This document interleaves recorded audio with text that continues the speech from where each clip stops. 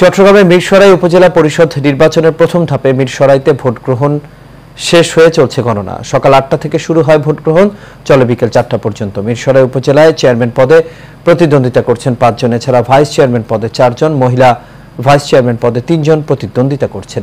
মিরসরাই উপজেলা নির্বাহী কর্মকর্তা মাহফুজা জেরিন বলেন, শান্তিপূর্ণভাবে ভোট গ্রহণ শেষে এখন চলছে গণনা। প্রতিটি ভোট কেন্দ্রে আইনশৃঙ্খলা বাহিনীর সদস্য ছাড়াও জুডিশিয়াল ম্যাজিস্ট্রেট দায়িত্ব পালন করছেন বলে জানান তিনি। চট্টগ্রাম জেলার পুলিশ সুপার এস.এম. শফিউল্লাহ বলেন, সন্দ্বীপ, সীতাকুণ্ড ও মিরসরাই উপজেলা নির্বাচনে সর্বোচ্চ নিরাপত্তা ব্যবস্থা গ্রহণ করা হয়েছে।